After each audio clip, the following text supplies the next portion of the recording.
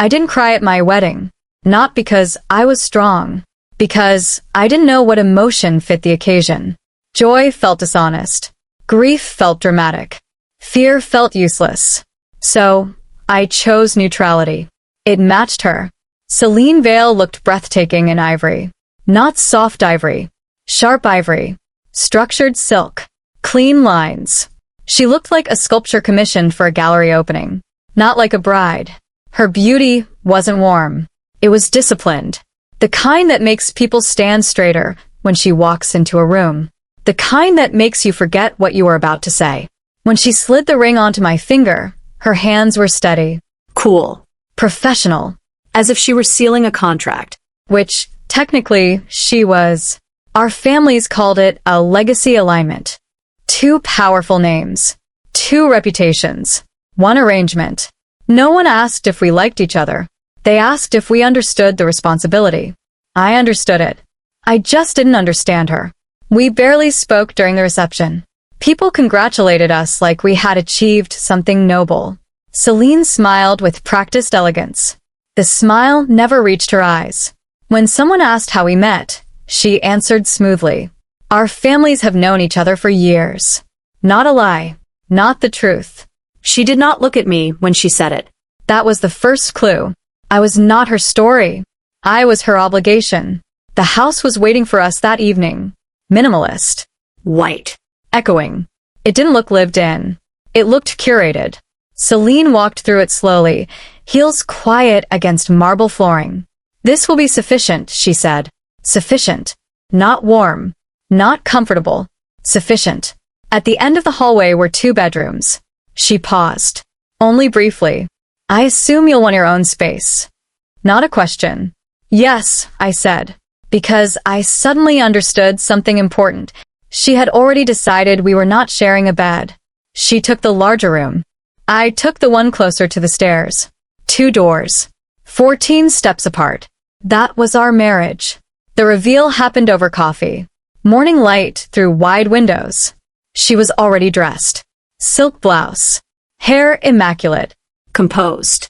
Like she had somewhere more important to be. She scrolled through her phone while I stood at the counter. Do you plan to continue your studies? She asked casually. Yes. What year? Final year. A small nod. And your major? I hesitated. Not because I was ashamed. Because timing is everything. Philosophy. That made her look up. Just slightly. That's ambitious. It is. Another sip of coffee. Then, who's teaching your ethics concentration this term? There it was. The question that would tilt the axis. I met her gaze. You are. Stillness. Real stillness. The kind that makes the air aware of itself. Her expression did not crumble. It refined. You're enrolled at Aldecrest. Yes. In my department. Yes. A measured inhale. Which course?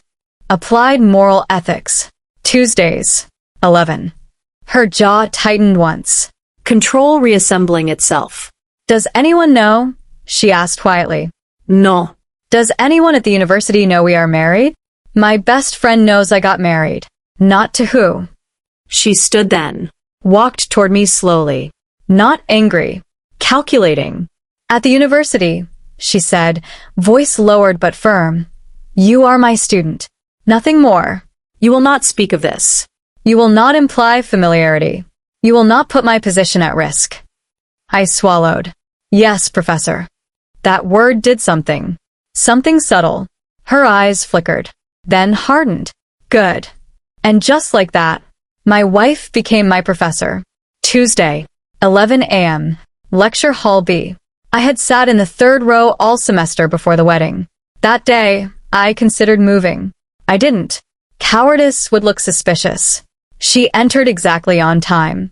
Dark trousers. Cream blouse. Hair pinned. Composed. Untouchable. If she felt anything seeing me there, she concealed it with terrifying skill. Good morning, she began smoothly. Her voice was velvet layered over steel. Students straightened automatically. Pens lifted. She commanded rooms without trying. And I had married her. The irony made my pulse restless. She began lecturing on ethical contracts, on consent versus coercion, on duty divorced from desire. Each word felt personal.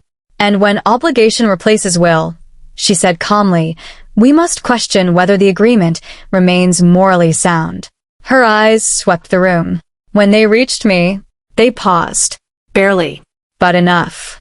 I felt it. A tightening. An awareness. Then she moved on. Professional. Detached. Brilliant. She did not call on me once.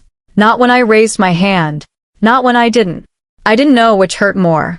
After class, I gathered my books slowly. I thought she would leave first. She didn't. Miss Hart. My last name. Even. Controlled. Yes, Professor. Stay a moment. The room emptied. Door clicked shut. Silence settled. She stepped down from the podium. Closer now. But still formal distance. You will maintain boundaries, she said quietly. I have. You will not attempt to leverage this arrangement academically. I wouldn't. Her eyes searched mine. For weakness. For ambition. For something. I will explore transferring you to another section, she added. My chest tightened. I don't want to transfer. That may not be your decision. It is my education. That made her pause. First real pause. I am not a mistake to be relocated, I said carefully. Her gaze sharpened. Be very careful. I am. Silence again. Charged this time. Then she stepped back. Dismissed. I walked out, but I felt her eyes on my back. Not as a professor. As something else. That night, I heard her on the phone. Her voice softer than I had ever heard it. Cole, she murmured. A name wrapped in familiarity. I know. I just need time. So she loved someone. Of course she did. Women like Celine Vale are not left. They are held onto. And I was simply in the way. The next Tuesday, something changed. Subtle. But real. She called on me. Without warning. Miss Hart, what is moral autonomy? I answered easily. Confident. She listened. Too intently. That's one interpretation, she said. Is it yours?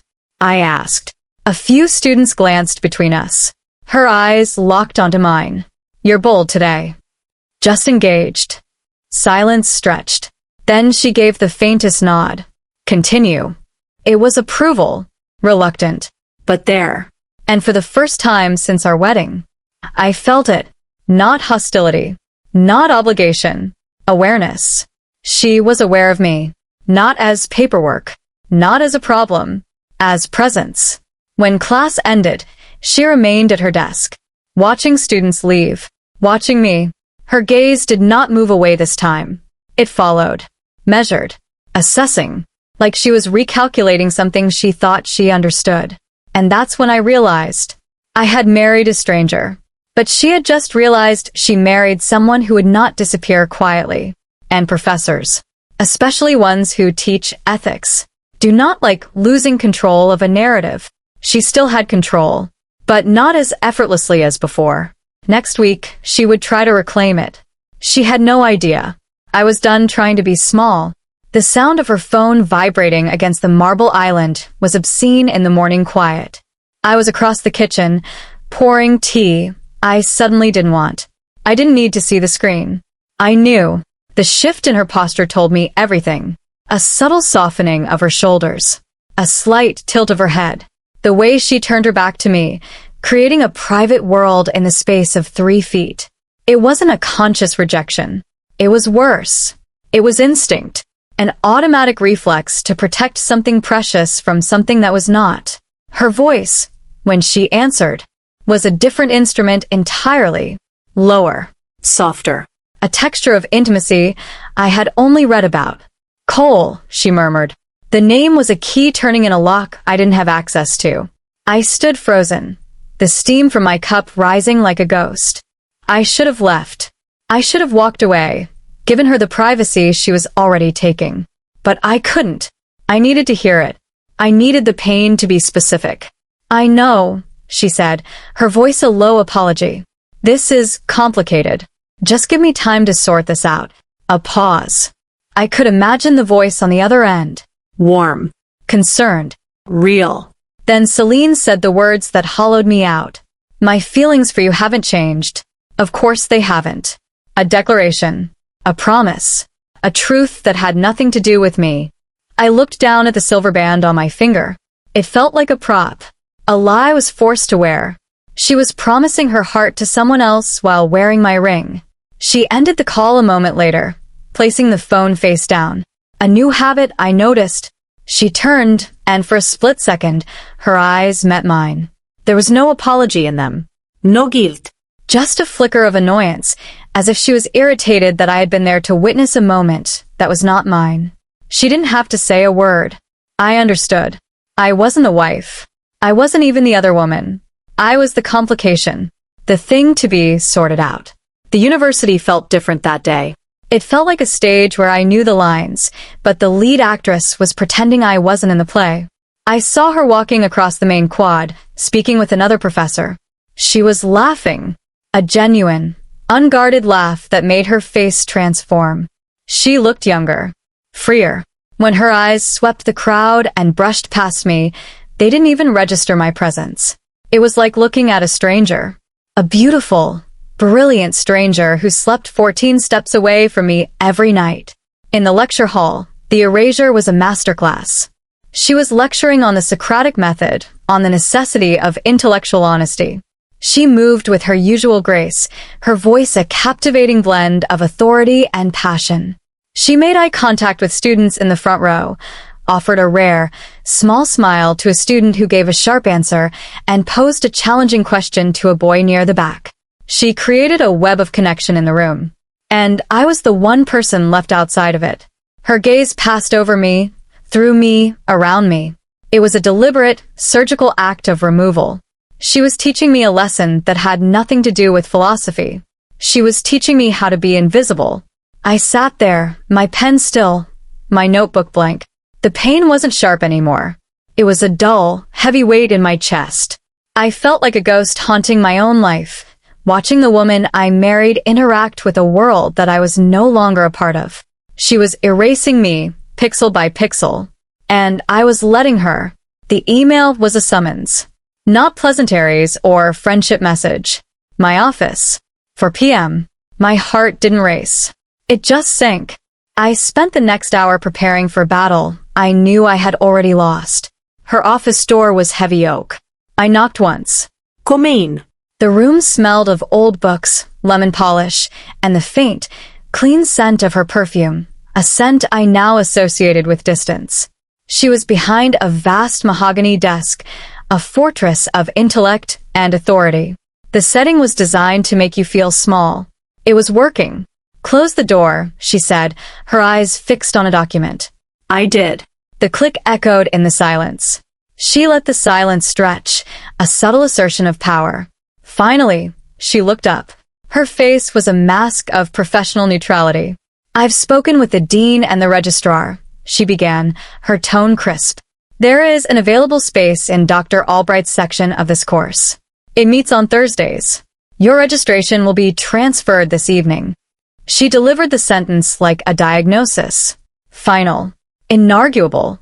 My breath caught. I had expected a discussion. A warning. Not an execution. No, I said. The word was quiet, but it landed in the silent room with the force of a stone. Her perfectly shaped eyebrows drew together. I beg your pardon? I'm not transferring. This is not a negotiation, Miss Hart, she said, her voice laced with ice. It is a resolution to an untenable conflict of interest, one that you should have had the foresight to prevent. She was blaming me. The sheer audacity of it ignited something in my chest. A conflict you co-signed on our marriage certificate? I shot back. That was a mistake. Her eyes turned glacial. That arrangement was a matter of family duty, not personal choice. I will not allow it to compromise years of academic and professional integrity. So you're just going to scrub me from the records, I said, my voice shaking slightly. Pretend I don't exist? As if my entire education can be fixed with a red pen. I am managing a situation before it becomes a scandal. By treating me like the scandal itself? I stood up then, my hands trembling. Sitting felt too much like begging. I earned my place in this program. I earned my place in this class. I am not some unfortunate footnote in your life that you get to erase, because my presence is an inconvenience. The silence that followed was thick and suffocating. Her mask was gone. Beneath it was pure, unfiltered fury. She stared at me, her knuckles white where she gripped a pen. She looked at me not as a student, but as an adversary who had just publicly defied her. I, she said, her voice dangerously low and precise, am your professor. In this room, in this university, my authority is absolute. You will do as you are told. I met her gaze. The hurt in my chest had finally crystallized into something hard. Something strong. No. The word was a declaration of war. I watched a storm of emotions cross her face. Shock. Rage. And then, beneath it all, a sliver of something else. Something that looked like grudging respect. I didn't wait for her to dismiss me. I turned and walked to the door, my entire body humming with adrenaline. My hand was on the cold, brass knob when her voice cut through the silence. Mila. My name. Not Miss Hart. It wasn't a command. It was a crack in the armor. A reflex. I stopped. My back was to her, but I could feel her eyes on me. I could feel the entire dynamic of the room shifting on that one word. I waited. The silence stretched for what felt like a lifetime. I could hear her take a slow, unsteady breath. Leave, she said finally. And then, so quietly I almost missed it, she added, please. That one word was my victory. It wasn't a dismissal. It was a surrender. I walked out without looking back, closing the door softly behind me. I hadn't just won an argument. I had just taught Professor Vale a new lesson. I was not a problem to be managed. I was a presence to be reckoned with. And she was, for the very first time, completely unsure of what to do with me. After our confrontation, something changed. Not for the better. The coldness didn't thaw. It solidified. In the house, we moved around each other like ghosts bound by a shared haunting. We didn't speak. We barely made eye contact. The silence wasn't empty anymore. It was full of the words we had thrown at each other in her office. Full of my defiance. Full of her fractured control. In class, she was a masterpiece of professional detachment. She never called on me again. But I felt her awareness. It was a low hum beneath her lectures, a subtle weight in the room. Her eyes would skim past me, but I could feel the drag of her attention, the deliberate effort it took for her to keep moving. She hadn't transferred me. I had one. But it didn't feel like a victory. It felt like I had simply forced her to build a stronger cage around us both. I learned her schedule. Tuesdays and Thursdays, she taught. Mondays, she held office hours. Fridays, she had dinner with friends. It was on a Friday that the world began to notice the lie on her finger. I was in the university library, buried in research for a paper she had assigned, a cruel, complex topic that felt like a punishment. My best friend, Briar, found me drowning in a stack of books. You look like you're dissecting a body, she said, dropping her bag onto the table. Close enough. She pushed a coffee toward me. You need a break. And you need to tell me what's going on. You've been a storm cloud for weeks. I shrugged, not looking up from my notes. It's just marriage. Just marriage, she scoffed. Mila, you got married in a secret ceremony to a woman whose name you won't even tell me. You live in a house that sounds like a museum, and you look perpetually exhausted. This isn't just marriage. This is a mystery novel, and I'm missing the first chapter. I managed a weak smile. It's complicated. Then uncomplicated. She leaned forward, her voice dropping. Is she good to you? The question was so simple, so direct, and I had no idea how to answer it. Was she good to me? She hadn't been cruel. She hadn't been abusive. She had just erased me, treated me with the same polite, soul-crushing indifference she might show a piece of furniture she didn't like but was forced to keep. She's busy, I said finally. It was the best I could do. Briar's phone buzzed. She glanced at it, a reminder for her evening shift at the Marlowe. As she stood up, she hesitated. Look, she said, her expression serious. Whatever is going on, just know you're not alone in it. Okay. I nodded, my throat tight. But I was alone. That was the one thing I was absolutely sure of. Later that night, my phone lit up with a string of texts from Briar. You are not going to believe who just walked into the Marlowe. Professor Vale. My stomach clenched. She's with a group of friends. They're at a table in my section. I typed back, my fingers clumsy. Me, don't get in trouble. Just ignore them. A new message appeared instantly. I can't. They're talking about her. About a ring. My own ring felt suddenly heavy on my hand. I stared at it. A simple, elegant platinum band. A perfect match to the one Celine wore. The one she never took off. Her friend just asked her if she eloped. Celine looks like she wants to crawl out of her own skin. I could picture it perfectly. Celine, trapped under the fluorescent lights of a bar, her carefully constructed world being pried open by well-meaning friends. She's telling them it was a family thing. That it's complicated. My word. She was using my word. The irony was acidic. Oh God. Mila. A woman just walked up to their table. She's beautiful. Tall, dark hair. She just kissed Celine on the cheek. My blood ran cold. Cole. Celine's entire face just changed. The friends are all smiling at this woman. The new woman just pointed at Celine's ring. She's not smiling anymore. I felt like I couldn't breathe. I was watching my own humiliation unfold through a series of text messages, each one a small, sharp stab. Okay, they're talking quietly now. The friends look confused. Celine is staring at her drink. The other woman. Cole, she looks hurt. Really hurt. A part of me, a dark and shameful part, felt a flicker of satisfaction. Good. Now she knows what it feels like. Cole just left. She practically ran out of the bar. Celine's friends are all looking at her. One of them just said, "What the hell was that, Celine? You told us you two were fine." There was a long pause. I waited, staring at the blinking cursor. Then, the final message came. She just told them. She said, "It wasn't my choice. My parents arranged it. I married one of my students." The words on the screen blurred. One of my students. Not a person. Not a name. A category. A problem. A faceless, nameless complication that had ruined her life. I threw my phone across the bed and squeezed my eyes shut, but the words were seared into my mind. I had fought to be seen. I had stood up to her in her own office, demanding to be treated as more than a clerical error. And in the end, when she had to explain me, when she had to give me a name, she hadn't. She had just given me a label. She came home hours later. I was in the kitchen, unable to sleep, staring out the window at the dark street. I heard her keys, the soft click of the door. She walked in and stopped when she saw me. She looked exhausted. Her face was pale, her composure frayed at the edges. Her eyes were shadowed with a pain that had nothing to do with me and everything to do with the woman who had run out of the bar. We stood there in the silent house, two strangers tied together by a contract. She opened her mouth to say something, then closed it. What was there to say? I was the student she had married. She was the professor who loved someone else.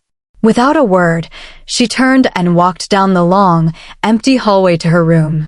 Her door closed. The sound was quiet. But for the first time, it didn't sound like a boundary. It sounded like a surrender. I didn't stop trying in one dramatic moment. It wasn't a speech. It wasn't a decision made with tears and dignity. It was quieter than that. It was my body realizing, before my mind could catch up, that reaching for Celine Vale was starting to feel like pressing my palm against a stove and calling it love. So I learned how to pull away. Slowly. Cleanly. Completely. But first, she gave me a reason so sharp it felt like clarity. It happened on a Thursday afternoon, between classes, when the humanities building was full of echoes. Students rushed past with laptops and coffee and the kind of problems that still felt age-appropriate. Deadlines. Breakups. Sleep. I was leaving literary theory, my thoughts still tangled in language and meaning when I saw Celine down the corridor. Outside her office. She wasn't alone. Colette Marin stood with her, tall, elegant, dressed like the kind of woman who never had to check a mirror twice. Her hair fell in soft, expensive waves. Her posture was effortless confidence, the kind you don't fake. You earn it by being chosen repeatedly. I stopped walking. Not because I meant to. Because my body did it for me. Colette was saying something, her voice too low for me to hear. She was close enough to Celine that it looked natural. Like it had always been her place. Celine listened with her head tilted, eyes focused. Not the way she listened to students. Not the way she listened to colleagues. The way you listen when you're collecting someone's feelings carefully, like they might break if you drop them. Then Colette reached for her. Her hand rested on Celine's forearm, just above the wrist. And Celine didn't flinch. She didn't move away. She didn't correct the boundary. She softened. Like she didn't have to hold herself up so rigidly around her. Like she trusted Colette with the version of herself that didn't feel like a public monument. I stood there with my bag strap digging into my shoulder and watched the woman I married look like she belonged to someone else. And then Celine hugged her. Not a polite hug. Not a quick, social one. A real one, arms around Colette's shoulders, hand flattening against her upper back like a quiet reassurance. Colette exhaled into her like she'd been holding something in all day. Then Celine pulled back just enough. And kissed Colette on the cheek. Not performative. Not dramatic. Gentle. Familiar. The kind of kiss you give when you're trying to say I'm here, I'm still here without words. My throat tightened so fast it felt like I'd swallowed glass. I should have looked away. I didn't. I watched Celine's face when she did it. Watched the softness appear there, the kind I had never been allowed to touch. Colette smiled up at her. Celine smiled back. It wasn't her professional smile. It wasn't the one she wore in class like a perfectly fitted jacket. This was private. Weary. Real. The kind of smile you give to someone who knows where you fall apart and still comes back anyway. Then Celine took Colette's hand. Not the wrist. Not the elbow. Not some careful, socially acceptable distance. Her hand. Fingers interlaced with quiet ownership. She turned toward her office door, guiding Colette in like the hallway belonged to them. Like this was normal. Like this was the life she meant to live. And then, as she stepped forward, Celine's eyes lifted. They swept down the corridor. And met mine. Everything in her changed. Her smile vanished like it had never existed. Her hand tightened around Colette's. Not in affection. In alarm. For a second, she just stared at me. The mask didn't drop gradually. It snapped into place so fast it looked painful. Her gaze flicked one fast, frantic glance down at my face, then back to Colette, then back to me again. Calculation. Damage control. A quick mental search for the right way to handle a disaster. She almost moved. Almost. Her shoulders shifted like she was going to step toward me. Her lips parted like my name was about to come out. And I swear, just for that fraction of a second, she looked like she wanted to explain. Or maybe she wanted to stop me from seeing what I had already seen. But she didn't do it. Celine Vale did not step toward me. She didn't call my name. She didn't acknowledge me at all. Instead, still holding Colette's hand, she turned away and guided her into the office. The door clicked shut with a final, decisive sound. Not a boundary. A choice. A choice made in daylight. In public. In her own hallway. And I stood there staring at the closed door. Suddenly understanding something so clearly it almost made me calm. Celine wasn't confused about who she loved. She was confused about how to keep me quiet while she kept that love intact. That was the moment the warmth in me shut off. Not my kindness. Not my manners. Just the part of me that still wanted her approval like it meant survival. I walked to my next class like my heart wasn't trying to crawl out of my chest. I sat down. I listened. I took notes. I even answered a question. Because life doesn't stop just because you've been humiliated. It just gets colder. The next Tuesday, I didn't sit in the third row. The third row had been my place for weeks, close enough to be seen, close enough to be counted, close enough to pretend I still mattered. That day, I walked past it. Past familiar faces. Past the seat where I used to raise my hand. I went all the way to the back of the lecture hall and sat in the corner where the light from the projector couldn't quite reach. I didn't want to be seen. And I didn't want to see her. But you can't avoid Celine Vale when she's at the front of a room. She entered exactly on time. Perfectly dressed. Hair pinned. Lip color subtle. beauty sharpened into authority. Her eyes swept the class as she set her materials down. Automatically. Habit. Then her gaze paused, just barely, where I should have been. Third row. Empty. Her hand still for a second on the edge of the podium. Then her eyes continued scanning. Found me in the back. And held. A beat too long. Her expression didn't change, but something in her gaze tightened, like she was forcing herself not to react. She began the lecture. Her voice was steady. Her pacing was flawless. But she checked her phone twice. Quick glances. Thumb moving over the screen. She'd started doing it more often lately, like the messages were keeping her afloat. The first time I noticed her texting during class, it had hurt. It had made me feel ridiculous for caring. This time, I watched her read something and let a faint softness touch her mouth. And I didn't flinch. I didn't swallow hard. I didn't feel that familiar stab and rush and humiliation. I just stared at her like she was a stranger I no longer needed to understand. She asked a question to the room. A student answered. Another student challenged it. Celine moved through the debate like she was conducting music. Normally, I would have been part of it. Normally, I would have raised my hand and met her eyes and spoken with the confidence she used to reward with that small, reluctant nod. I stayed silent. Arms folded. Face neutral. Invisible by choice. Halfway through, I felt her gaze drift to the back again. Not once. Several times. Like she kept checking to see if I was still there. Like my silence was louder than my voice had ever been. At the end of class, I didn't wait. I didn't pack slowly. I didn't linger to avoid her. I was one of the first to stand. One of the first to walk out. My steps were controlled, my shoulders squared, my expression unreadable. And I felt her eyes on my back the entire way to the door. At home, I made sure we didn't see each other. Not because it hurt too much. Because I was done handing her access to my emotions like she'd earned them. I learned her patterns. I learned how long she stayed in the shower. How long she spent in the kitchen in the mornings. How late she came home when she'd been with Colette. And I moved around them like water moves around stone. If I heard her keys at the front door, I was already upstairs. If I heard her footsteps in the hallway, I stayed in my room until they passed.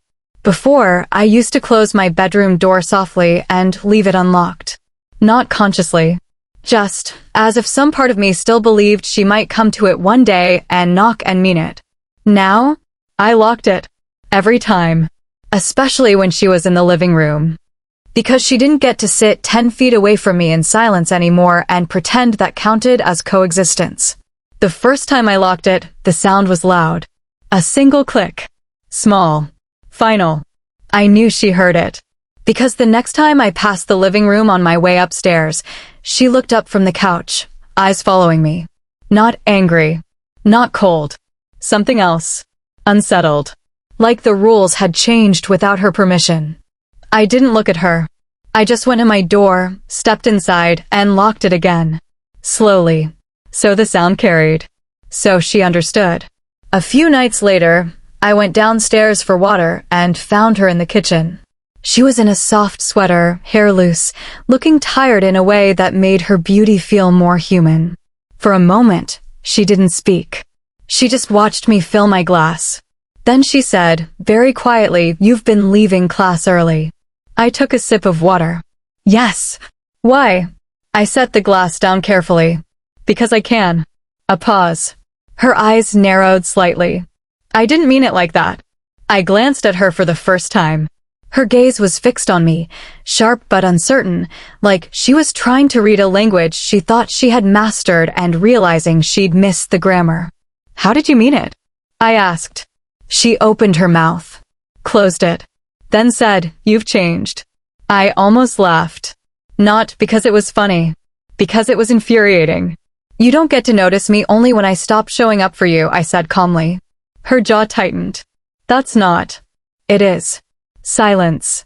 Thick. Personal. She took a step forward without thinking. Not close. Just closer than she usually allowed at home. Her eyes dropped to the ring on my finger. Then back to my face. "Are you unhappy?" she asked, and her voice sounded like she hated the question as much as she needed the answer. I held her gaze. I didn't give her anger. I didn't give her tears. I didn't give her the satisfaction of knowing she still had that kind of access. I'm adjusting, I said. And I walked past her, glass in hand, up the stairs, into my room, and locked the door.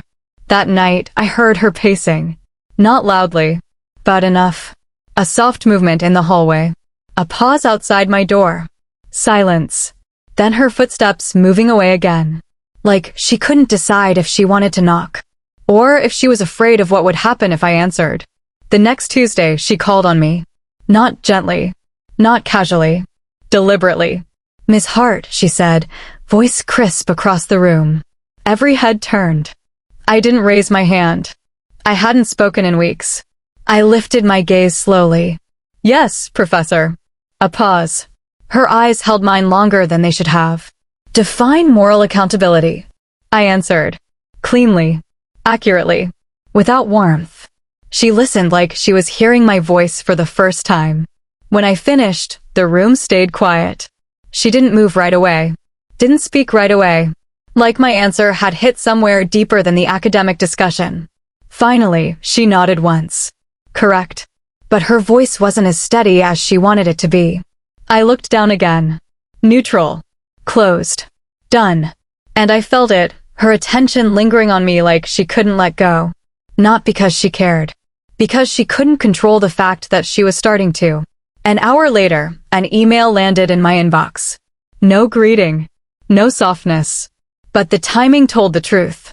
Message, see me after lecture. Today, 5:15. I stared at the screen for a long moment. My chest didn't tighten the way it used to. I didn't feel hope. I felt inevitability. Because when you stop trying, people like Celine Vale don't take it as closure. They take it as a challenge. And suddenly, my professor wasn't keeping distance anymore. She was starting to chase. And I knew exactly how dangerous that could become. I stared at the screen until the words stopped looking like words and started looking like a door. A door I had locked from the inside. A door she had finally decided to knock on properly. At 5:07, the campus was already changing its skin. The loud parts of the day drained out through the exits, students laughing, sneakers squeaking down the halls, conversations evaporating as people disappeared into evening plans. The humanities building got quieter the way a church does when the last visitor leaves. Every sound began to feel like it didn't belong. My footsteps. My breathing. My own pulse. I walked past her lecture hall, empty now, and felt a strange flicker of memory, me in the third row, hand raised, trying so hard to exist in her line of sight. Now my hands stayed in my pockets. Now I didn't reach. I just arrived. Her office door was half open. The light inside was warm and steady. She liked her spaces like she liked her life, curated, controlled, intentional. I knocked once. "Come in." Her voice was calm, but not effortless. I stepped inside. Books lined the walls in disciplined rows. Papers stacked neatly. A mug of tea near her elbow untouched. Her laptop open, but the screen dimmed like she'd forgotten it was there. Celine Vale sat behind her desk like it was still a boundary she believed in. Then her eyes lifted to me, and she looked tired. Not physically, emotionally. Like she'd spent the whole day holding herself upright. "Close the door," she said. I did. The click landed in the room like punctuation. She gestured to the chair across from her. I didn't sit right away. Not out of defiance. Out of instinct. Because chairs in her office had always meant one thing. Student. And I was tired of being reduced to that shape whenever it was convenient. Her gaze narrowed slightly. "Miss Hart." "No," I said quietly. The word wasn't loud. It didn't need to be. Her jaw tightened. She swallowed something sharp. "Mila." She corrected, like it cost her. I sat. Slowly. Not submissive. Not hostile. Just present. For a moment, she said nothing. She picked up her pen, set it down, picked it up again. Control looking for somewhere to rest. Then, finally, "I shouldn't have tried to transfer you." I blinked once. Not because I was surprised. Because the apology was so direct it almost felt unfamiliar coming from her. "You shouldn't have," I agreed. Her eyes hardened, not at me, but at herself. It was the cleanest solution. No, I said. It was the cleanest way to pretend I wasn't real. Silence. A slow inhale from her. Then she said, carefully, "You're aware of what this looks like to the university." "I'm aware," I replied. "But I'm also aware of what it looks like at home." Her gaze flickered. A crack. I watched it form. "You mean the separate rooms," she said. "I mean the way you walk through me," I answered. "The way you can hug her in the hallway and still look me in the face in class like I'm nothing." Her expression sharpened instantly. "You saw that." It wasn't a question. It was a quiet horror. "Yes," I said. "I saw you kiss her cheek like you weren't married." She flinched. Not dramatically. Just enough that I knew it landed. I leaned back in the chair, folding my arms, not defensive, just steady. "What did you expect me to do after that?" I asked softly. "Come back to the third row and raise my hand like I still believed you were capable of seeing me?" Her eyes stayed on mine, but something in them shifted, less professor, more woman trapped in a decision she couldn't undo. "That wasn't meant for you to see," she said.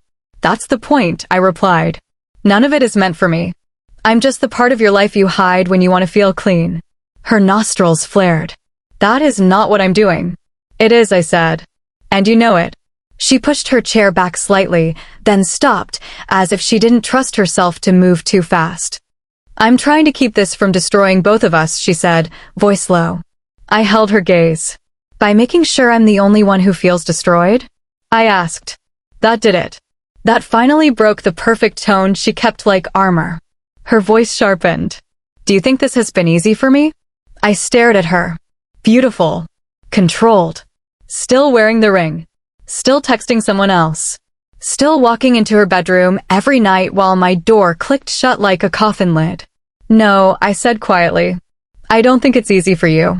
I think it's manageable because you're not the one being erased." Her lips parted, then closed. She looked away for the first time. Toward the window. Like the daylight outside was less dangerous than my eyes. "Colette knows now," she said finally. The name landed heavy in the room. Not a villain. A reality. "She's been asking for clarity," Celine continued, voice controlled again but thinner now. "For an answer I keep postponing." I almost laughed. Not because it was funny. Because postponing was Celine's specialty. She postponed truth the way other people postpone laundry, always later, always not right now, always when it's convenient. "And what answer do you give her?" I asked. Her throat moved. "None," she admitted. "And what do you give me?" I asked. Her eyes came back to mine. A long pause. Then, very quietly, she said, "Silence." At least she didn't insult me with a lie. The room felt smaller. The desk between us felt less like protection and more like a problem. Celine's gaze dropped briefly, just briefly, to my hands folded on my lap, then lifted again. "You've been locking your door," she said. It wasn't accusation. It was bewilderment. Like she couldn't understand why the thing she asked for distance now sounded like a punishment when I delivered it properly. "Yes," I said. "Why?" she asked. I tilted my head slightly. "Do you really need me to explain why I don't want the woman who kisses someone else in her hallway to have free access to my room?" Her face tightened. Then she whispered, "I didn't kiss her like that." I blinked. "What?" She looked at me like she hated the vulnerability about to leave her mouth. "That kiss," she said, barely audible, was habit. Comfort. It wasn't what you think. I studied her. Not as a student. As a wife who was tired of being handled like a scandal. "Okay," I said. "Then tell me what I should think." She opened her mouth. Closed it again. Her silence answered. I stood. Not abruptly. Just done. "I don't know why you called me here," I said, voice calm. "If this is about participation grades, I'm sure you can quantify my existence in a rubric." "Mila," she said sharply. My name in her mouth sounded different when it was urgent. I turned toward the door. "I'm not doing this anymore," I said. "I'm not chasing you. I'm not begging for decency. I'm not waiting for you to pick me after you finish loving someone else." Her chair scraped softly. She stood too. "I didn't ask you to chase me," she said. "No," I replied, hand on the door handle. "You just punished me when I stopped." Silence. Then her voice lower. I noticed you. I froze. Not because I wanted to, because my body reacted before my pride could intervene. I turned slowly. Celine was standing behind the desk now, hands braced on its edge like she needed it to stay upright. Her eyes were too honest. It was unsettling. When you moved to the back, she said, I couldn't focus. I didn't speak. I didn't give her a reaction. But my heartbeat betrayed me anyway, loud in my ears, humiliating in its hope. When you stopped raising your hand, she continued, it felt like the room lost something. She swallowed. And then, like the confession offended her own standards, she added, I didn't like it. I stared at her. This was the first time she'd admitted the truth without wrapping it in policy. And what do you want from me? I asked quietly. She hesitated.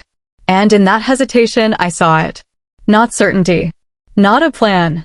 Just desire, messy and human and inconvenient. I don't know, she admitted. But I know I don't want you gone. My chest tightened. Then stop treating me like you do, I said, voice steady. Stop acting like I'm something you need to manage. Because I won't live like a secret in my own marriage. Her eyes darkened. A flicker of something dangerous, something that wasn't academic. Not lust. Not anything explicit. Just intensity. The kind that makes the air feel heavier. I don't know how to do this correctly, she said. That's ironic, I replied softly. You teach ethics. Her mouth twitched, almost a smile, almost pain. I teach theory, she said. Life is less cooperative. She stepped out from behind the desk. Slow. Careful. Like she was approaching a line she didn't trust herself not to cross. I didn't move. I held my ground. But my pulse sped up anyway. Celine stopped an arm's length away.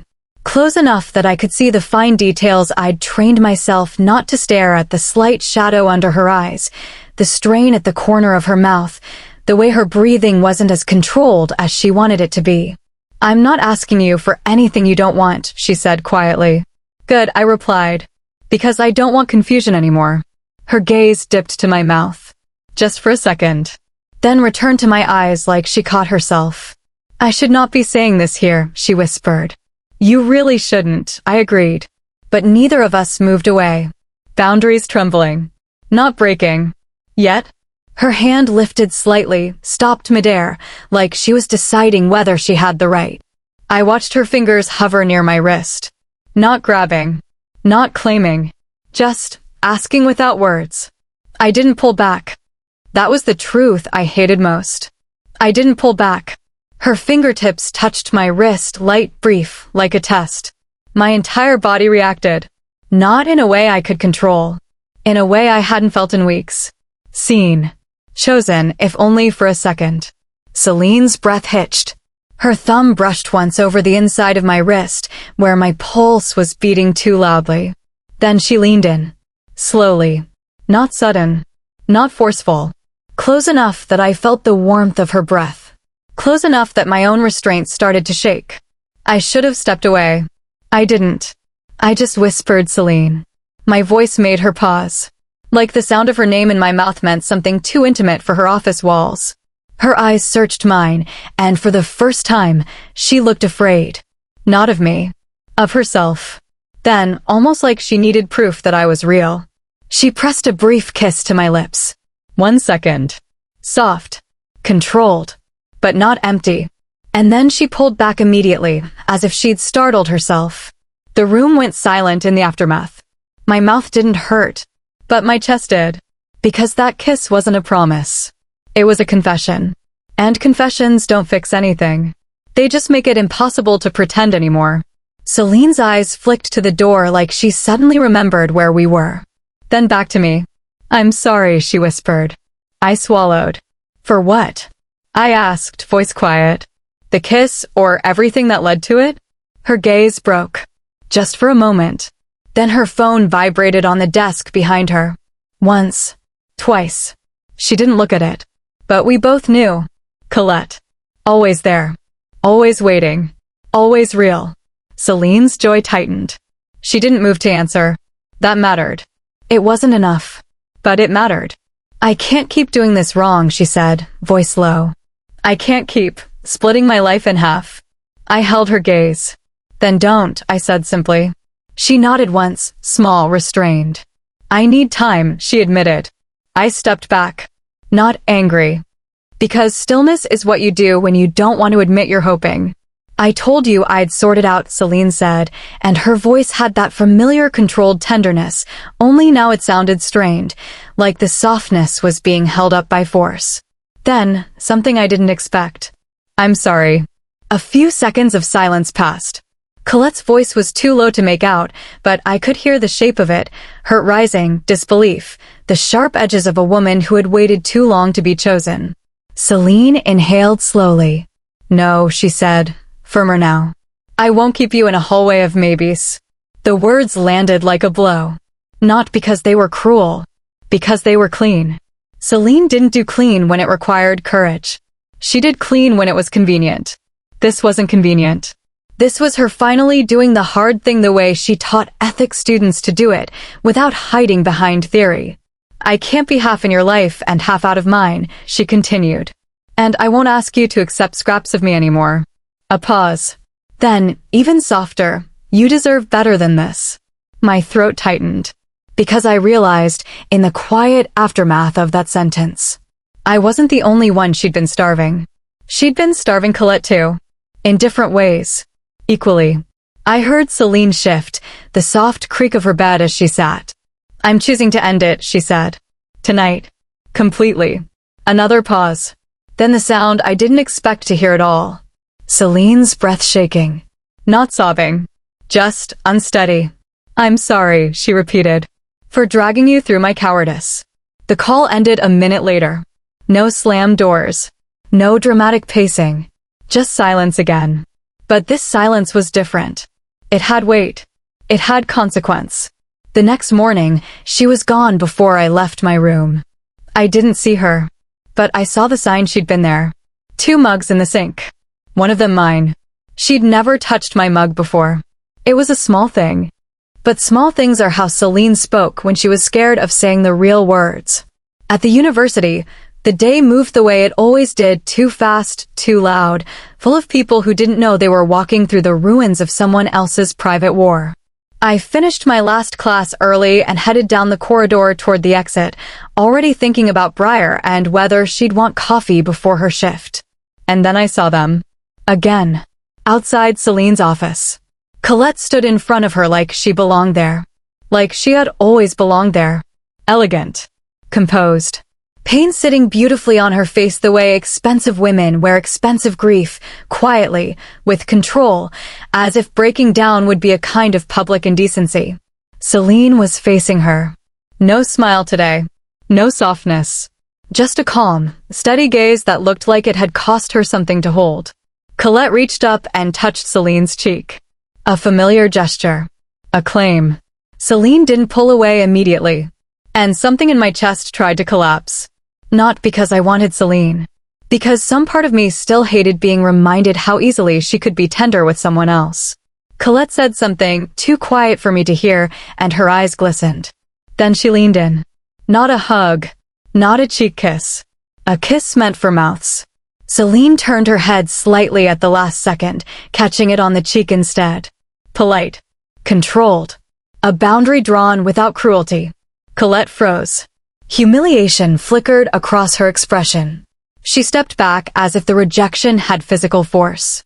Celine said something then, one hand lifted, palm open, a gesture that looked like please understand. Colette shook her head once. A no. A heartbreak with posture. Then she did something that made my breath stop. She looked past Celine. Down the corridor. Straight at me. Not angry. Not accusing. Just seeing. As if, for the first time, she understood exactly what Celine had married into. And exactly what Celine had been trying to keep separate. Celine's body went still. She followed Colette's gaze. And turned. Her eyes landed on me. And for a second I thought she would do what she did last time. I thought she would panic. I thought she would choose the safer door. I thought she would look away and let the moment swallow itself. But she didn't. Celine Vale held my gaze. Then, with a slowness that felt like a decision being made in real time, she stepped away from her office door.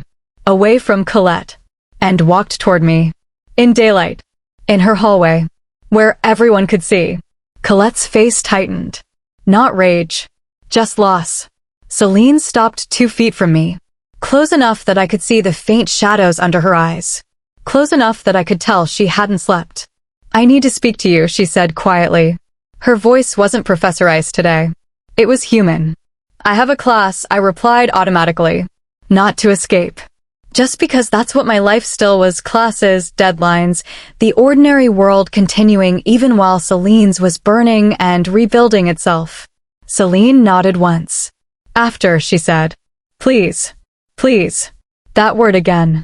It didn't sound like weakness on her. It sounded like a woman who had finally run out of ways to demand without earning. I didn't answer. I didn't need to. She looked at me for a beat longer, then turned back. Not to Colette. To her office. She was done with the hallway scene. But she didn't pretend I wasn't there. That alone was new. As I walked away, I glanced back once. Colette was still standing there, watching Celine's door like she wanted to hate it. Like she wanted to break it. Like she wanted to walk through it and reclaim what she'd lost. But she didn't. She simply turned and left. And the sound of her heels fading down the corridor felt like a chapter closing. Celine waited for me after my next class. Not inside her office. Outside it. In the open. Where students passed by and slowed unconsciously because Celine Vale was the kind of beautiful that made people curious and the kind of composed that made them respectful. She stood with her hands clasped in front of her. When she saw me, she didn't smile. She just looked relieved. As if seeing me in one piece was an answer to a question she hadn't asked out loud. I spoke with the dean, she said immediately, like she needed to start with the practical. You will not be in my section anymore. My stomach tightened. The old reflex, defensiveness, anger, humiliation, rose automatically. No, I said. Celine's eyes sharpened. Listen, that word wasn't cold. It was urgent. I didn't move you, she said. I moved myself. I blinked. What? I've requested to be removed as the instructor of record for your course, she continued. Dr. Albright will take the section. Your credits remain intact. Your schedule remains intact. You keep everything you earned. My throat tightened. And you? I asked carefully. Celine exhaled. I'll teach a different section. Or take on independent supervision. It doesn't matter. It did matter. It mattered because it was the first time she had rearranged her life around something other than her own reputation. She watched my face. I won't be your professor anymore, she said quietly. Not while we are. This. She still couldn't say married like it belonged to her. But she was trying. I swallowed. And Colette? I asked. Celine's jaw flexed. It's over, she said. Completely. I stared at her, searching for the evasiveness I'd learned to expect. It wasn't there. Only exhaustion. And something like resolve. I ended it last night, she added. And again this morning. I didn't want there to be any ambiguity. Ambiguity. Celine's favorite hiding place. And now she was burning it down. I didn't soften. Not yet. Because tenderness too early is how you get hurt again. Why?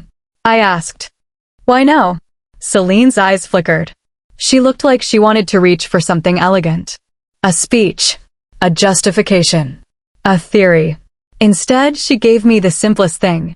The way you locked your door, she said quietly. It sounded like a verdict. I didn't respond. She continued anyway, voice lowering. And the way you stopped looking at me in class, her throat moved. It made me realize I had finally succeeded in what I thought I wanted. She paused. I didn't like who I became when I got it. Silence sat between us. Not hostile. Just heavy. Then Celine did something strange. She looked around. Not paranoid. Intentional. As if she was choosing a moment, choosing a visibility. A student walked past us, one of the girls from my lecture hall, staring openly at Celine. Then the girl smiled. Hi, Professor Vale, she said brightly. Loved the lecture yesterday. Celine nodded. Thank you. The student hesitated, gaze dropping to Celine's ring, then back up. And, congratulations, she added, like it was a guess. Celine didn't flinch. She didn't hide her hand. She didn't look away. She simply said, calm and clear, "Thank you." Then, without turning it into a spectacle, Celine added, "This is Mila." The student glanced at me, smiling politely. Celine's voice stayed even. "She's my wife." The hallway didn't explode. The ceiling didn't collapse. No one screamed scandal.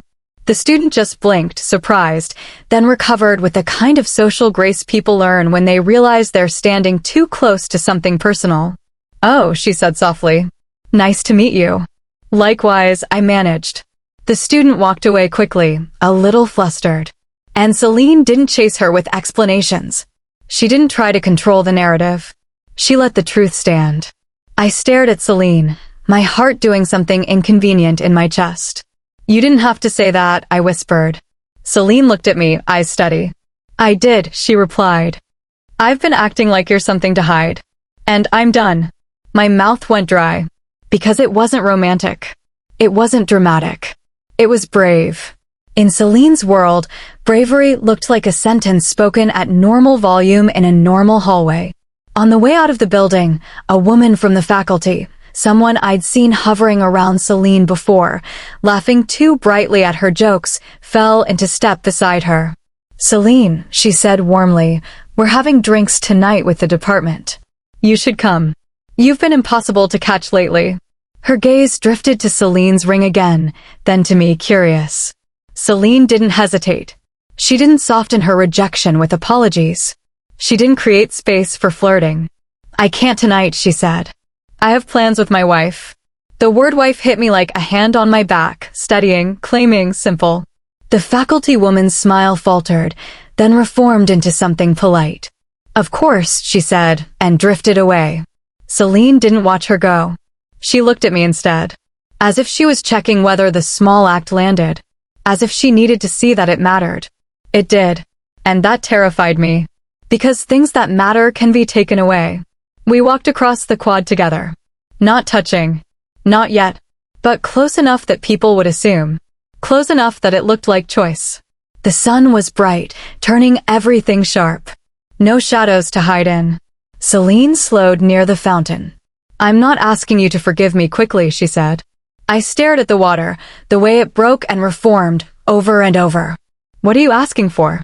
I asked. Celine's voice dropped. "A chance to do it right," she said. "In the open." I looked at her then. Really looked. She was still beautiful. Still intimidating. Still Celine Vale. But there was something new in her expression, an absence of escape routes. She had closed a door behind herself. And now she was standing in the room she'd been avoiding. "I've been acting like you're something to hide. And I'm done." My mouth went dry.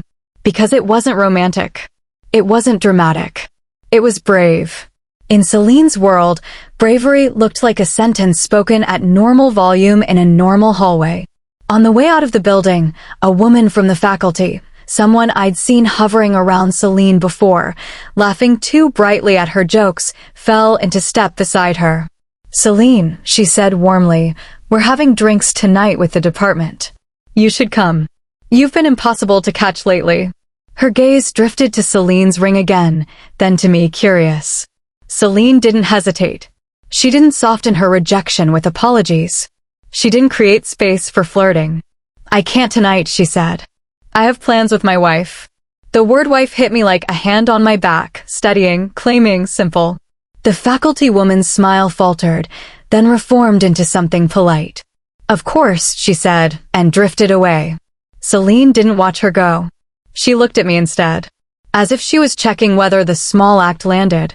As if she needed to see that it mattered. It did. And that terrified me. Because things that matter can be taken away. We walked across the quad together. Not touching. Not yet.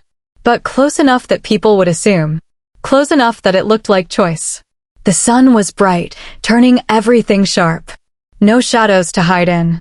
Celine slowed near the fountain. "I'm not asking you to forgive me quickly," she said. I stared at the water, the way it broke and reformed, over and over. "What are you asking for?" I asked. Celine's voice dropped. "A chance to do it right," she said. "In the open." I looked at her then. Really looked. She was still beautiful. Still intimidating. Still Celine Vale. But there was something new in her expression, an absence of escape routes. She had closed a door behind herself. And now she was standing in the room she'd been avoiding. At the woman who had finally chosen to do it in daylight. "I'll eat," I said carefully. Not yes. Not forever. Not forgiveness. Just I'll eat. Celine nodded once, as if she understood the weight of that. Then she walked toward the kitchen. And for the first time, she didn't look like she was walking away from me. She looked like she was trying to come back. Celine didn't ask me to eat with her like it was a date. She asked like it was an act of surrender. Like dinner wasn't food, just proof that she was willing to sit with me without hiding behind silence. I changed out of my hoodie and into something simple. Not for her. For me. For the version of myself that needed to feel like a person again, not a secret with a ring.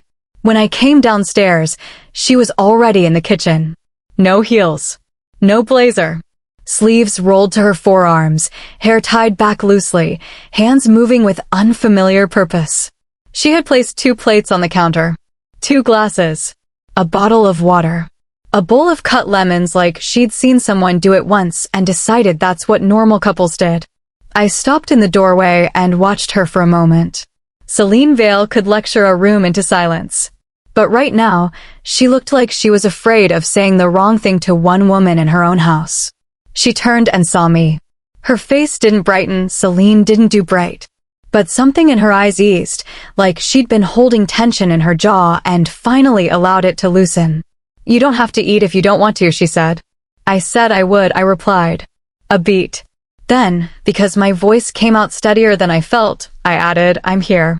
Celine nodded as if she was storing the sentence somewhere safe. "Okay," she said quietly. "Sit. Please." I sat at the island.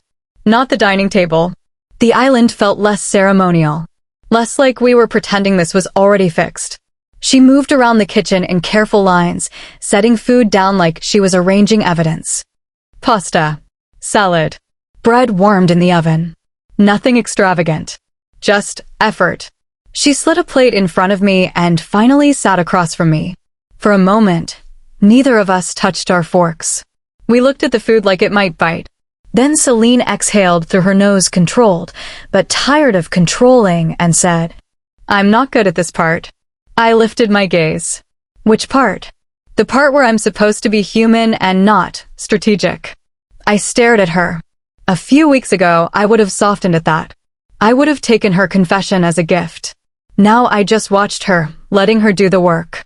Celine's fingers tapped once against her water glass, then stopped. "I've been thinking about what you said," she continued. "About being erased." My throat tightened, but I kept my face still. "And?" I asked. Her eyes held mine. "I didn't realize I was doing it at first," she said. "I told myself I was creating distance because it was the ethical thing. But it wasn't ethics." Her mouth tightened slightly. It was fear. The admission didn't come with drama. It came clean. Like she'd finally gotten tired of lying even to herself. I took a bite of pasta so my hands had something to do. Celine watched me eat like she was relieved I hadn't thrown the plate at her. "I was afraid," she said, "that if I let myself see you, I wouldn't be able to keep it contained." Contained. Everything about Celine was containment. Feelings in neat boxes. Pain handled privately. Desire reduced to something manageable. I put my fork down. Contained for who? I asked. For the university? For your parents? For Colette.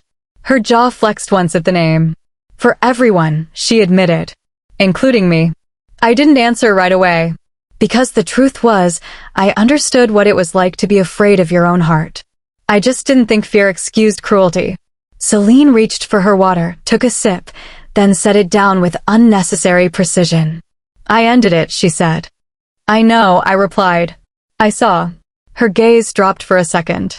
"I didn't want you to see it like that," she said. "I didn't want to see any of it," I answered. Silence settled. Not hostile. Honest. Celine looked up again, and her voice shifted, less professor, more woman trying to stand in the mess she'd made.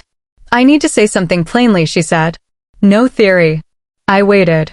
"I didn't marry you because I wanted to," she said, and that sentence should have hurt worse than it did, but it was already a fact I'd lived inside. Then she added, "But I am here now and I'm not going to punish you for being real." My throat tightened anyway, because it was the first time she'd acknowledged me as a living person, not a complication. "You don't get points for decency," I said quietly. "I know," she replied immediately. "I'm not asking for points." A pause. "I'm asking for time," she said. "Not to delay you. Not to keep you on a string. Just time to earn back what I broke." I studied her face. The hardest part about Celine wasn't her coldness. It was that when she finally let you see her, she did it with terrifying sincerity. I picked up my fork again. "I'm not going to beg you to choose me," I said. "Not again." Celine's eyes sharpened, like she understood that wasn't a threat. It was a boundary. "You shouldn't," she said. We ate after that. Quietly. Not awkward exactly, just careful, like we were learning the shape of each other without cutting ourselves. Halfway through, Celine said, almost casually, "Briar." I paused. "What about Briar?" I asked. "I owe her an apology," Celine said. "She shouldn't have been put in the position of hearing things she was never meant to carry." I blinked. "You know her name?" Celine nodded once. "You talk about her when you're in your room." I stared at her. "I can hear you sometimes," she added quickly, like she didn't want that to sound like surveillance. Not the words. Just the way you laugh with her on the phone. Something in my chest shifted.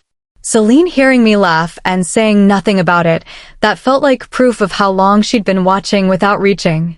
"I didn't realize I missed it," she said quietly, until it stopped. I held her gaze. "Don't do that," I said. "Do what?" "Say the right things," I answered. "It's not a lecture. You can't argue your way into my trust." Celine's lips parted, then closed again. Then she nodded. "Okay." And she actually looked like she meant it. After dinner, she didn't retreat. She washed dishes beside me like she didn't know what she was doing, like the act of rinsing a plate was unfamiliar in her life of polished surfaces and paid help. We didn't touch. Not yet. But we stood close enough that if I shifted, I would brush her arm. And I realized, without wanting to, that I wasn't afraid of her proximity. I was afraid of what it would make me hope for. When the kitchen was clean, Celine wiped her hands on a towel and hesitated like she'd reached the edge of a cliff. "Mila," she said. "Yes." "I want to be clear about something," she said. "I'm not trying to rush you into anything." I waited. Her eyes held mine. "But I don't want us to live like this anymore," she said. "Like what?" "Like polite strangers," she answered. "Like we're both holding our breath." The way she said it, flat, honest, made my chest tighten. Because she was right. Even when I'd pulled away, even when I'd hardened myself, the house had still felt like a place where everything was suspended. Celine took a step toward the hallway, then stopped. Like she was asking permission without words. "I'm going to leave my door open," she said quietly. Not an invitation. Not a demand. Just a decision. Then she walked down the hall. I stayed in the living room, watching her go, and felt something strange. Not joy, not relief. Something like cautious disbelief. Her door was open. Light spilling out. She didn't call me. She didn't hover. She just let the choice exist. That was new. Celine Vale, the woman who controlled rooms with her voice, had finally learned how to stop controlling me. I went in my room and sat on the edge of my bed. My book lay open, unread. From the hallway, I could hear faint movement, her drawers opening, closing. A soft shuffle of fabric. The ordinary sounds of someone getting ready for sleep. For a long time, I didn't move. Then I stood. Not because I was ready for everything. Just because I was ready for one small truth. I didn't want to live in a house full of closed doors anymore. I stepped into the hallway. Her door was still open. Celine stood near her dresser, hair down now, wearing a soft black t-shirt and sleep pants, simple, unarmed, almost painfully normal. When she saw me, she froze. Not fear. Hope. Carefully restrained. She didn't move toward me. She didn't speak. She just looked at me like she was afraid one wrong breath would send me back behind my own door. I stopped at the threshold. "I'm not here to fix everything," I said. Celine nodded once. "Okay." I swallowed, hating how my voice softened despite my best effort, tired of pretending we're nothing. Celine's gaze turned almost raw. Mila, she whispered. The way she said my name wasn't academic. It wasn't authority. It was something closer to reverence, and it scared me more than anger ever could. I stepped inside. Just one step. Celine didn't touch me. She didn't reach. That restraint told me she was learning. I'm sorry, she said, and for once, it didn't sound like a line. It sounded like a woman who had finally allowed herself to feel the damage. I nodded once, because my throat had tightened again. You don't get to be careless with me, I said quietly. I won't be, Celine replied. A pause. Then she said, you were right. About what? About not being a mistake to relocate, she answered. About not being something to hide. Her voice dropped. I was ashamed, she admitted. Not of you. I held my breath. Of myself, she finished. Of what I let them do to you. And what I let myself become. The confession landed hard. Because it wasn't romantic. It was ugly honesty. And ugly honesty is the beginning of something real. Celine took one slow step closer, still not touching. I can live with consequences, she said. I can't live with losing you to silence. My heartbeat kicked up, traitorous. I lifted my chin slightly. And what do you want? I asked. Her gaze flicked to my mouth, then back to my eyes. I want to kiss you, she said softly. Direct. No cleverness. No policy. Just want. My pulse hit my throat. And if I say no? I asked.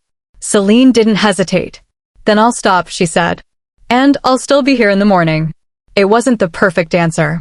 It was the one that mattered. I didn't move away. That was my answer. Celine leaned in slowly, so slowly it felt like she was giving me 100 chances to change my mind. Her lips touched mine. Gentle.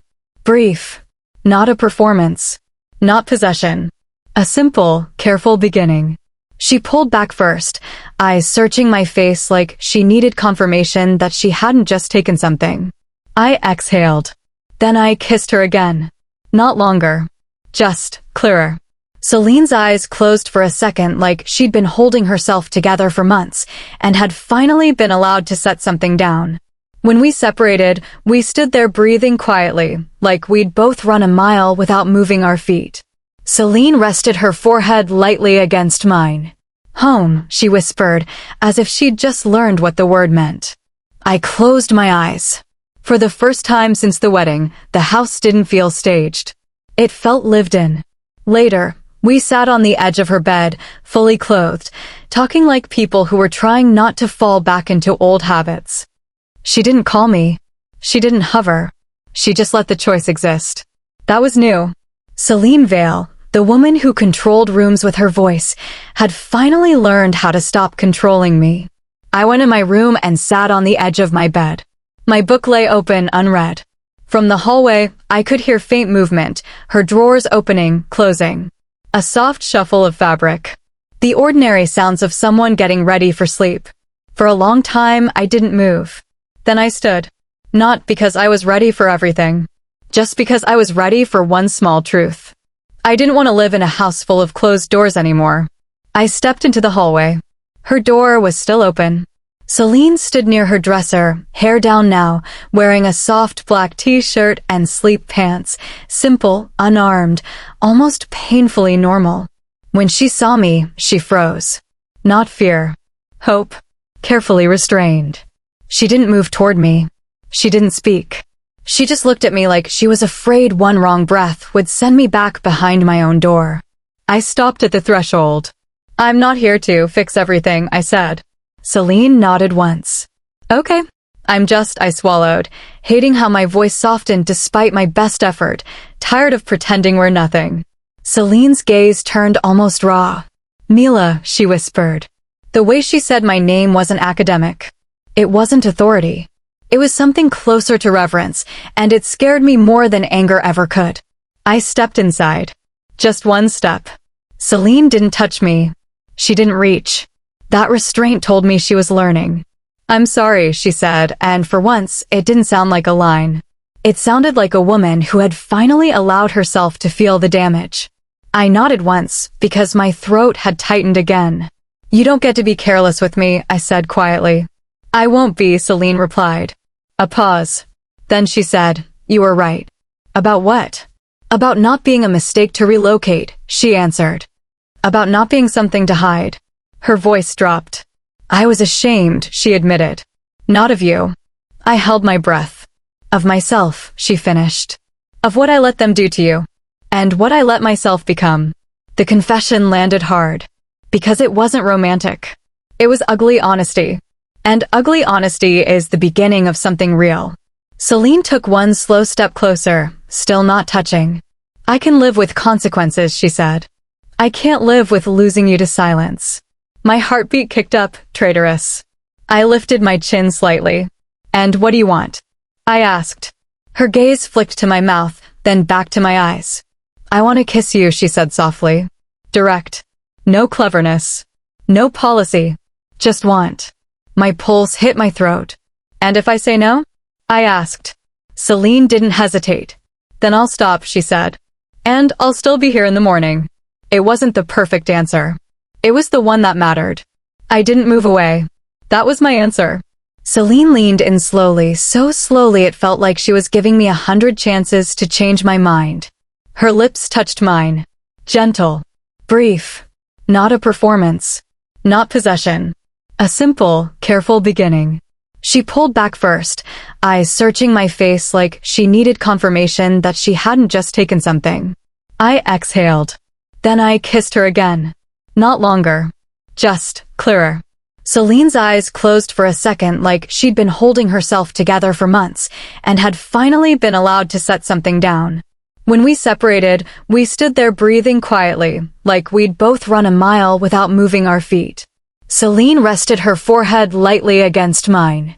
Home, she whispered, as if she'd just learned what the word meant. I closed my eyes. For the first time since the wedding, the house didn't feel staged. It felt lived in.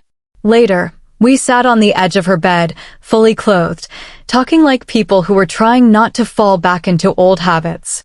She told me what her parents said when she refused to keep lying. How her mother called it ungrateful. How her father called it reckless. How Celine Vale, who had taught entire seminars on moral courage, had finally said, calmly, I'm done being obedient at the cost of someone else's humanity. I listened without interrupting. Because this was what choosing looked like for her. Not flowers. Not speeches. A boundary drawn against the people who raised her. When the conversation quieted, Celine looked at me and said, You can go back to your room whenever you want. I nodded. I know. And you don't owe me anything, she added. I studied her face. That's the first time you've sounded like you meant that, I said. Celine's mouth tightened like she felt the truth of it. I'm learning, she said. I stood. Not leaving yet. Just standing. Celine stood too, as if she didn't want to be sitting when I made my next choice. At the door, I paused and looked back at her. She didn't ask me to stay. She didn't ask me anything. She just waited, respecting the line. So I stepped forward again and hugged her. It wasn't dramatic. It wasn't desperate. It was firm. Real. My arms around her waist, her arms around my shoulders, and for the first time it didn't feel like I was holding someone who belonged to another life. Celine's breath shuddered once. Then she whispered into my hair, Thank you. I pulled back. Don't waste it, I said. I won't, she promised. And I believed her, just enough to be brave for one night. That night, for the first time, the house wasn't just a building we shared. It felt like home. And that hug, that promise, it wasn't the end of the story. It was the end of the beginning. It was the moment the silence between our two bedrooms finally broke for good. What happened after that, when the doors finally stayed open, when the quiet conversations turned into something else, when learning to trust each other moved from the kitchen to the bedroom, well, that's a different kind of story. It's more honest, more unfiltered. The kind of story that deserves to be told without looking away. This is where the YouTube chapter closes. But for those of you who want to know what happens when a woman like Celine Vale stops running and finally starts staying, for real, that continuation lives in a space with a little more privacy. The next chapter is called Obsessed with My Wife, and it begins right where this one left off. You can find it on our Patreon through the link in the description. For now, thank you for being here for this part of the journey. The rest is just getting started. Don't forget to subscribe.